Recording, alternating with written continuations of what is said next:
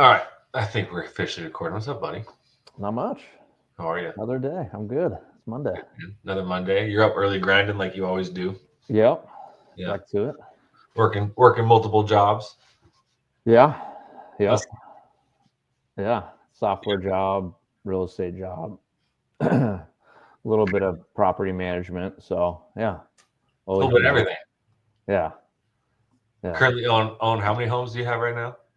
3 doors total. Three doors. So yeah. Yeah. A little So duplex and then a single family. duplex and a single family, and you're living in the single family with some roommates, right? Yep. So how kind of house hacking. So in the duplex technically, so it was a single family home with a guest house. So I rented out the guest house, and the guest house pays for the mortgage for the main house. So gets expenses down, allows me to save money a little faster. So Doing it right, man. yeah, Yeah, yeah, smart. No, that's exciting. I mean, I remember, and we're obviously going to talk about how we met and kind of how you got started with the group and everything like that. But I knew that you were legit when I first talked to you, and you told me that, dude, I'm house hacking. I'm living in the guest house. I got my main house rented out. I got all my bills paid. I'm like, okay, this guy gets it. yep. So what got you even thinking of that way in the first place when you bought that first house and started renting it out? Yeah, so I mean that's really kind of what got me into real estate was just kind of having that epiphany where I realized I could rent out bedrooms or I could rent out a guest house and that could basically pay for my living, and being able to save all that money just kind of blew my mind. So really, I think it just came down to always having the motivation to buy a house. That was just really where it came from at first. Was moved out to Arizona about 8 years ago, and in the first year, my best friend that I was working with at a software company, he got his real estate license, and he bought a house. And I think in the first year that he owned his house, it appreciated pretty significantly. So that kind of blew my mind. And then it was just kind of saving up for that first down payment, saving up. I think it was like 25 grand I needed to save up was the number to buy a house. And so it was just literally at the time living on my friend's couch for free and saving every paycheck that I could to get that down payment, and then eventually getting that down payment saved up. And at the time, it was back, I think, 2016. So found a little single family in Arizona and Scottsdale, and bought the house and moved in. And um, immediately kind of realized that I started listening to the Bigger Pockets podcast. So that's actually what got me into the whole house hacking idea. Was kind of diving into some of the real estate podcasts, and house hacking was one of the first episodes I listened to. So immediately I realized this is what I need to be doing. So that's kind of how I got into the. I love it, man. It was impressive because a lot of people talk about it. Very few people do it. Hold on, little dude's here. What's up, buddy? Daddy's on a call. Do you need something? What? I was nice and hungry. What kind? Anything. Like what? Anything you want. Anything, even out of the gray box, dude. Just be good and be quiet. Love you, bro. Close my door, please. Sorry about that, dude. You're good. Working from home today. The family's sick. Everybody's. Yeah. I was just telling you before we started. Everybody's sick. So one of the blessings. That's why we're going with the old virtual background today. There we go. There we go. But we might be interrupted once or twice. I got my daughter on the couch, not feeling so good. My wife's locked in the bedroom. So this is just what we do, man. And we're talking, and now we're still meeting, dude. And appreciate your patience with me. Of course, yeah. But yeah, do the house hacking, man. That was super impressive, right? And I talk to a lot of agents, have the privilege and benefit to talk to a lot of agents that do a lot of talking, right? Yeah. And very few actually put in action, walk the walk. And so when I first met you, and we'll talk about how we met, when I heard that, I was like, okay, this guy knows what he's talking about. This guy's working the system. He's doing it right. Unfortunately, times are a little difficult to buy a house in the, Phoenix metro area right now. I mean, if you didn't buy before 2020, you're kind of in a tough spot. Now you're going to have to look a little further out kind of thing. Yeah. You got there, man. But house hacking. And so I was really impressed by that. Love the motivation there. It's working. Yeah. And then I think you found us just on our website, right? Submitted a little ticket. Well, actually, I had a friend who was my real estate buddy who represented me on that first deal was an EXP agent. Okay. And so he just told me about EXP. And then, yeah, it wasn't so much that he like sponsored me or mentored me or anything like that. He just kind of mentioned EXP, and I didn't really know any other. I was kind of looking around at brokerages generally, but yeah, I just came in through the website basically, and then I think it routed to you, and then you gave me a call. So that's kind of how that started. Yeah, and that was cool. And I think I remember you bringing that up. I was like, we were sure, like, hey, obviously, I believe with EXP, your experience at this brokerage really depends on your sponsors and your upline. Right. Right. Like I believe there are people at EXP that I wouldn't want to work with personally. Right. Yep. I think every brokerage has people that you don't want to work with. Right.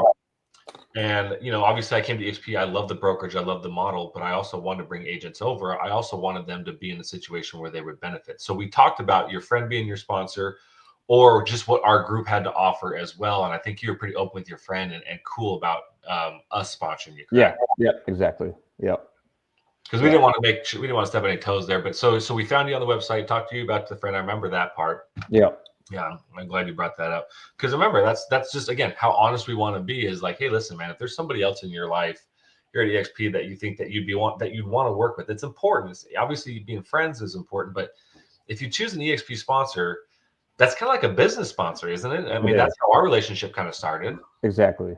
Yeah. So that was important, and then yeah, I think just like having the mindset of the house hacking was what had motivated my real estate mindset. So being able to talk about that experience, and I think for younger people too, it was important to be able to kind of talk to folks about the different strategies you can take and what house hacking looks like and how much like going through the process helped me have a story to tell to other potential buyers, and that was really helpful in the beginning when it came to being able to talk confidently to buyer clients and giving them options and letting them know that, yeah, you have this mortgage payment, but there's different ways you could strategize to get that payment down. And just talking to them about their goals, whether it's just a family looking for a home to move into and buy, or whether it's someone with an investing perspective, and being able to have multiple types of conversations about, what strategy people want to take, because there's a lot of different motivations for people to buy a house. So I think being able to be nimble there and have those conversations was important. And I got the experience through just like the house hacking and the investing. And also just kind of immersing myself too into information. Like for those first few years, all I'm doing is ingesting content about real estate, investing, and real estate sales through podcasts and YouTube channels. And that's, I think, really important in the beginning, especially, is like being passionate to the point where all the stuff that you're ingesting is real estate related, so that you're able to really talk confidently with buyers, because buyers want to know that you know what you're talking about. And so when you can have those conversations and they gain confidence with you, it really helps the whole process overall. So well said. Yeah. And that's why I was excited to partner with you, or with the opportunity to partner with you, man, because again, I don't know about you, but if I'm going to hire a personal trainer, I want my personal trainer to be in shape. Exactly. Right? Exactly. So like if I hire a realtor, I want my realtor to have at least dabbled into the real estate system and have some knowledge about some options in there. So, and it wasn't just your house hacking, right? Like the house hacking was part of your experience, but your full-time job, just touch on that briefly. What is your full-time job that you do? Because that did impact your career path a little bit, kind of brought you back here.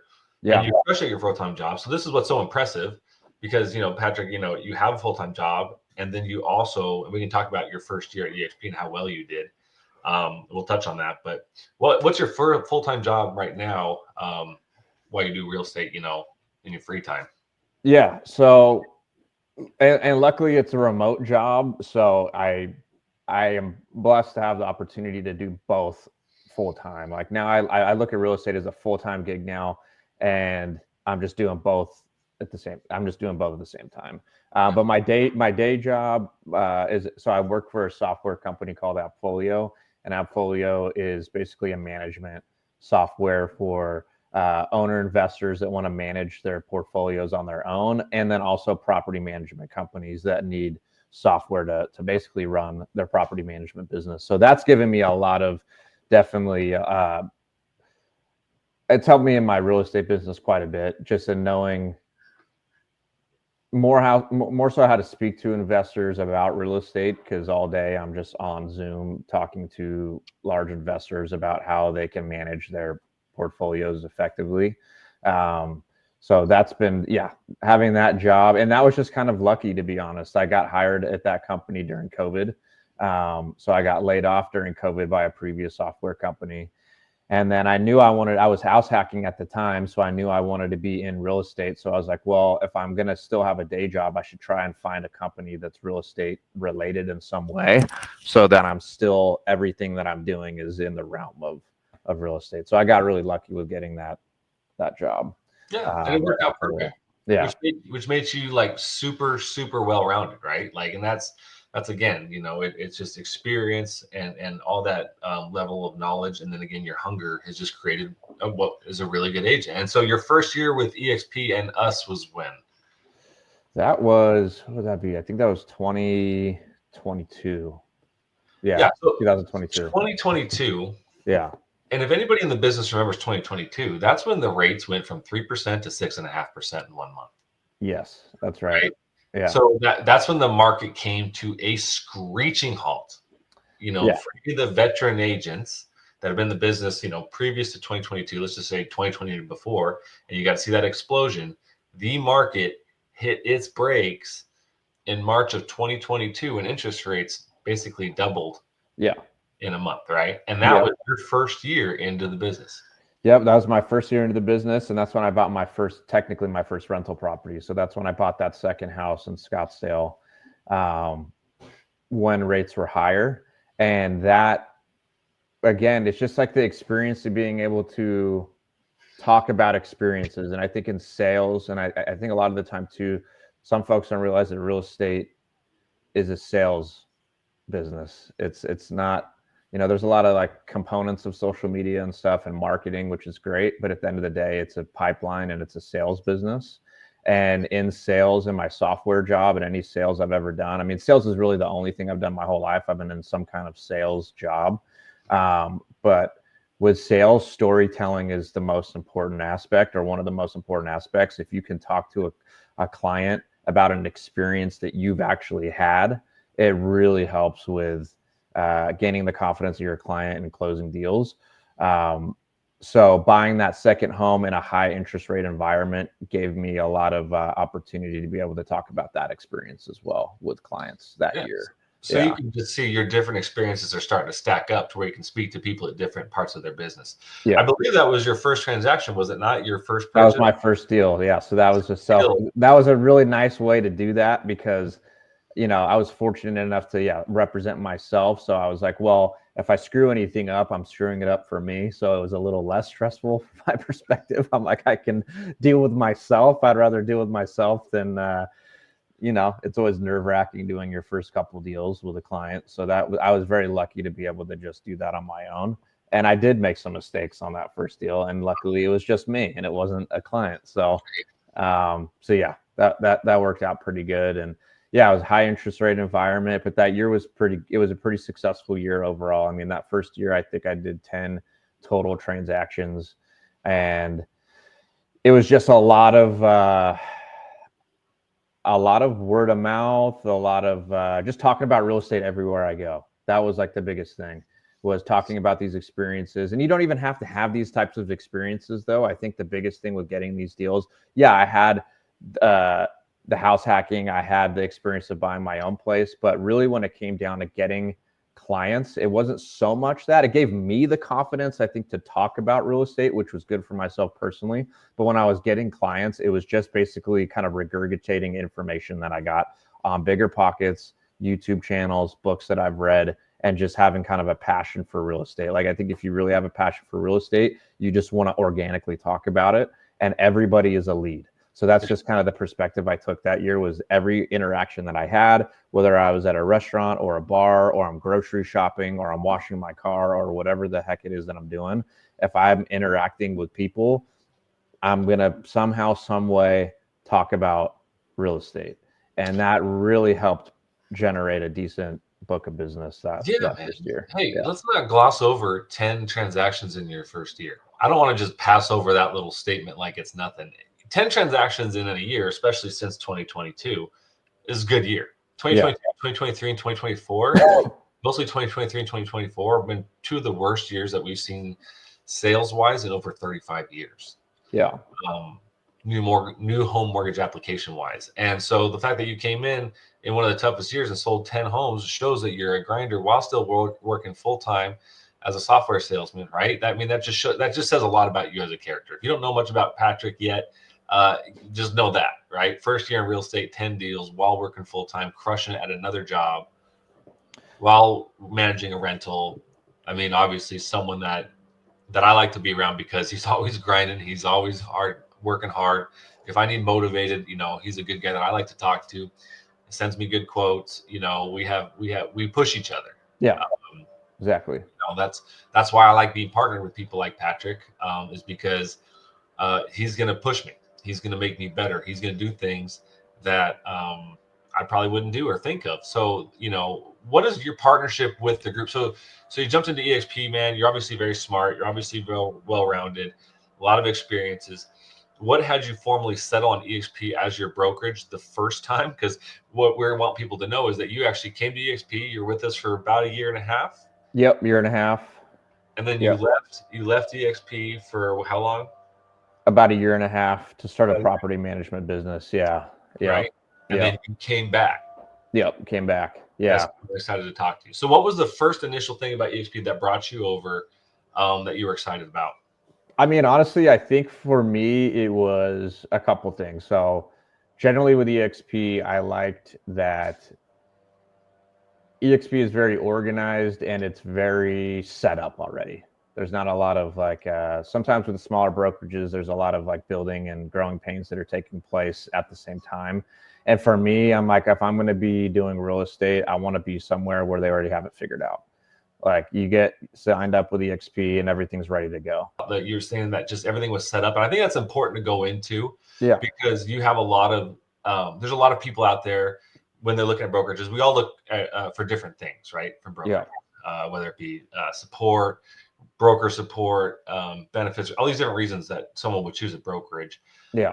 You're very tech savvy. So I'd love for you to go into kind of the type of technology that EXP has and what you're impressed with, and then what else maybe attracted you to the group or to the brokerage.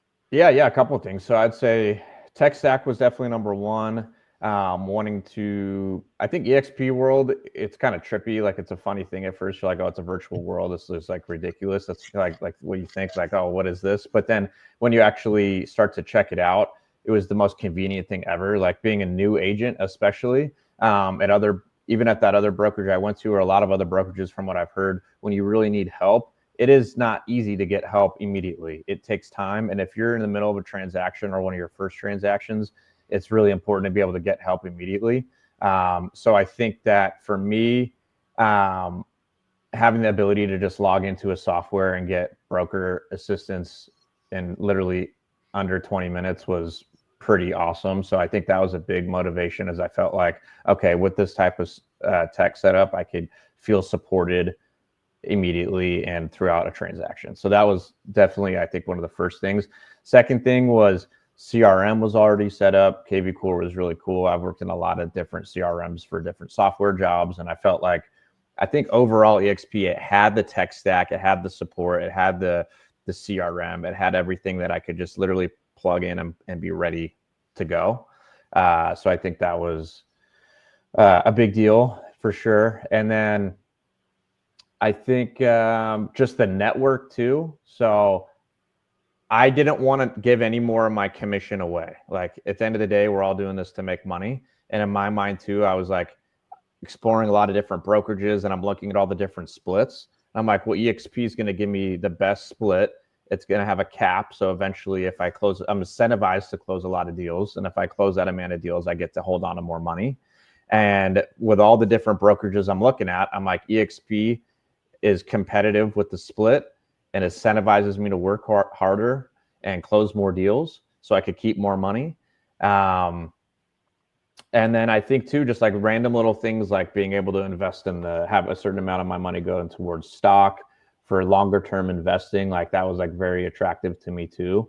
So I think, and then also just having like that was the point I was getting at. It's like I had a team without paying for a team.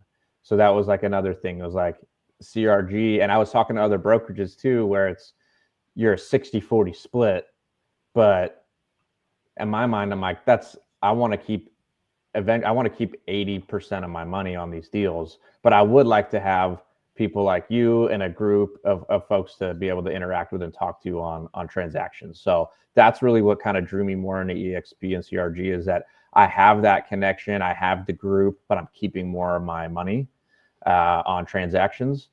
And then also just like little things too, like with your guys' group, I was introduced to different people, like Chelsea has been really helpful to me on the transaction coordination side. After I did, I think about 3 or 4 deals, I think you told me, learn the business first, close 3 or 4 deals, do that on your own. But then when you want to be more efficient, then you can lean on a transaction coordinator. And just having, being introduced to someone like Chelsea too, as part of your guys' group, has made it possible for me to work quicker, get more done, and have somebody like her on my team was a game changer. So I think that overall, to kind of summarize it, is the tech stack, it's the stock program, it's the group, and it's the split. I think those things, when I was searching other brokerages, there was nothing really that, like, in my eyes, came close to offering all those things. I mean, and it's just great. Again, that experience, that level of experience of you being, software sales, interested in real estate, kind of house hacking. Sounds like you're somebody that enjoys revenue streams. Yeah. I think we're learning now as we grow and mature in our business and businesses, that revenue streams are really the true path to freedom and retirement. Even maybe early retirement is having multiple, even small streams of revenue just pouring in at the same time, right? Exactly. So you have that with your 2 homes. You have a stream of revenue with your software sales job and perhaps any bonuses that you may earn there. But then you jump into EXP and you have a revenue from people purchasing homes, a revenue from people selling homes, but then you actually can earn a revenue from bringing on realtors, as well as purchasing and earning stock. Right. And then the company also shares its added revenue. So now with EXP, you added 5 more streams of revenue. And staying in the same, it's not like you see, that's another thing too that I've learned from experience in a good and a bad way the last couple of years, is when you stretch yourself too thin and you do too many things, it's sometimes detrimental to achieving your actual goal that you set out for. So that's what I like too about EXP, was that, like you said, there's all these different revenue streams, but I'm not like going and doing a bunch of crazy different things. I'm still doing real estate, but now I'm maximizing real estate with multiple revenue streams. I'm not trying to do a job here, a job there, a job there. I got one area that I'm focused on, that I'm going to focus on getting really educated on and good at. If I get really good at this one thing, then I can have multiple revenue streams in that one thing. So well said. So well said. I know a lot of people, talk about side hustles and they divert from into other areas. And it's like, how can you be a professional? How can you be an expert? Exactly. If you're so diluted. But like you said, all your jobs, and that's why I love that too, because I'm right there with you. All the things I do in regards to, mentoring and recruiting realtors, training realtors, working CRG, as well as production. It's all real estate. It's all real estate. I own a rental as well. It's all just in this realm of real estate. And I don't know about you, but I've heard real estate is a pretty good industry to be in if you want to live a pretty good life. And if you want to have, the freedom. I mean, for full transparency, my family's sick right now. I'm working from home, but I'm able to do that because I'm in a business that I love. There's options there in freedom. So I love that you said that. Now, here's what's up. This is also really important. And I know we got a few minutes, so let's just try to kind of speed this up. A big CRG meeting here. But what I thought was really interesting about your stories, I want to talk about 2 things. I want to talk about why you left and came back. And then the fact that I want to tell the story about how your dad decided to join while you were on, and what we decided to do that for your dad and you as kind of an additional business kind of setup.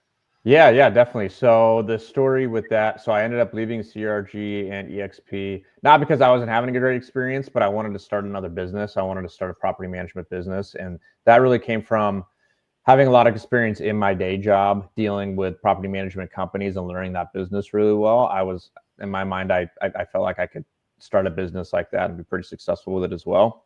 Now, the problem I ran into, though, is what I just mentioned earlier, which is spreading yourself a little bit too thin, which is what I experienced. It's like I have a day job, then I started a property management company, then I'm selling real estate, I'm managing my rentals. It just became a little bit too much to where I felt like my real estate sales business started to lack. And that's the business that I wanted to focus on the most. I kept thinking revenue streams. I'll create a property management business. That'll be a significant stream. I could do this, I could do that. But at the end of the day, it was just like now, especially in the property management is a really there's a lot of stuff going on with property management all the time. So it's not one of those businesses that's by any means a passive business. It's a very active business, and you're going to be doing stuff all day, every day for that type of business. So I went to a company there, and I went to a brokerage that would support property management, basically. But How was then, my response when you told me you were leaving? What's that? How was my response when you told me you were leaving? I mean, it was good. You told me, like, look, man, you gotta, you know, I'm a hustler. You're like, go do what you got to do. I'm not going to stop you. We're here for you, no matter what. I mean, I still talk to you every week, even when I was at the other brokerage. So it wasn't like our friendship or our relationship changed at all. You were just letting me know, hey, man, do what you got to do. If that's where you feel like you're going to make the most money, go do what you feel like you're going to go make the most money. So our friendship or our relationship didn't change whatsoever. It was just like a change of strategy for myself with the brokerage. But after doing that for about a year, I mean, I built the business a little bit. I mean, I got about 10 properties under management, and it was decent. But when I started to realize that to really scale a property management business, you don't have time for a day job. You don't have time for really anything else. You have to go all the way in on property management, which I didn't really want to do. So I knew that, especially coming up this year, the goal is really to maximize my day job and maximize real estate sales. Those two things are just perfect. They're both remote. In my mind, I'm like, I could really, because I had that great year and I had great systems in place. Again, like working with Chelsea has been awesome. Like I have a great working relationship with Chelsea. She helps me out on a lot of stuff with my transactions. And I'm like, I need to get back to the bread and butter that I had of 2022, where it was maximizing my day job and going all the way in on real estate. I thought that I could add in property management. It was too much. So, but I think that by having a good working relationship with you, and you also being receptive to letting me explore on my own, you were the feedback you gave me was positive. You said, "Hey, man, go do what you got to do," and you let me do it. And then when I realized that was going to be too much work, I knew that for real estate sales specifically, the most effective way to do it was with EXP. So I hit you up. I said, I'm going to give my properties under management to someone else. So I did a deal to give those to somebody else. And then I came back to EXP to focus on real estate sales. So that's kind of, the story behind that. I love it. I love that story. I'll tell you real quick, when I left my first brokerage, I walked into a broker that I thought I had a good relationship with. And when I told him that I was leaving, he asked me where I was going. And I told him where I was going. And the first thing he says, haha, I'll see you back in 6 months. Right. And as soon as that happened to me, guess what I said in my head? You'll never see me. Right. You'll never see me again because of that right there. And that's why, like, with our group, and we pour into a lot of agents, there's a lot of training and time put into agents like Patrick. Obviously, he hustles his ass off. It's clear he does. So it was a joy to work with him. But sometimes agents like that leave. And my take has always been like, hey, this is your business, your life. We're always here. We're always here. And so I love that you remember that, because that was I make that to be a really strong point. Like, we're always going to be here for you guys. Whether you come back, that's just CRG's way. We're just a lot more chill than other teams. And we're not a team, we're a group. And so what was really cool, and I know we got to wrap up because we have our big meeting in 3 minutes here, but I want to share the story quick. Patrick left. We kept our relationship great all the way to the point where his dad was getting ready to sign up for a brokerage. And Patrick's like, dude, EXP is the place to go. Yeah. Josh, I want my dad to sign up under you. I'd love for that to happen, which meant a lot to me. Anytime an agent chooses me as a sponsor, it really does mean the world to me. When an agent represents you, when your father's coming over, you want him to be my sponsor, like that meant a ton. Yeah. I said, hey, listen, we have a partner that's actually out where your dad is in California, and I think he'd be a better sponsor. He's one of my sponsors, a sponsor. So let's put him under Brad. And so we put him under one of our California agents who now was going to work directly with your father, help your father. And then that was under one of our other agents who was under myself. So now 3 of our agents benefited from this placement. And then when you came over, you were going to sign up under me. And then we thought, no, let's sign up under your dad. Let's create this kind of family thing. And so you signed up with your dad, and now your dad's sponsor. Right. Sponsor, right? Yeah, exactly. Yeah. So now I'm back under you guys, but I signed up with my dad. So yeah. So now you're gonna have a little side kind of thing going. It's just a little bit of something to talk about, right? You know, who knows what it could be. But the fact that like we were able to work it around to where a lot of people benefit from our partnership seemed to make a lot of sense. Yeah, and the cool thing about that too is that, now I have, being back at EXP and CRG, I have because I'm from California, so I have a lot of friends that are in real estate back home too. So it gives me the opportunity to again have a revenue stream that is real estate related. So I'm not spreading myself too thin, but more of a casual type of situation where if I'm having conversations with friends when I'm back home, it's like, hey, how are things going with your brokerage, and maybe having the opportunity to bring some of them over here too. So, and it's an easy conversation. It's not a forced conversation. It's just an easy thing to do. And it's across state lines, which is pretty cool as well. So I can maximize Arizona and I can maximize California at the same time. So we do have to wrap up. I'm going to put all your contact information on the description on this YouTube. And that way, because here's the thing, if anybody's looking to kind of partner with someone like Patrick, right? He's a great partner of ours. He works really, really hard, very well versed in the real estate business, would be an excellent partner and trainer. If you want to talk to Patrick about his experience or even join him as a partner, reach out to him directly and talk to him, because I'm telling you, this guy hustles. He's got that youthful energy, grinding. He'd be an excellent person to have in your corner. So if you're looking for some support, if you're looking for someone to partner up in the real estate, I highly suggest you reach out to Patrick. Appreciate it. The man walks the walk, and that's rare to find. Honored to be partnered with you, brother. Appreciate you too. Of course. Look forward to years and years of partnership. And 100%. 100%. I'll be here. Let's Appreciate go, you, Josh. Thank you. Cheers. See ya. Later.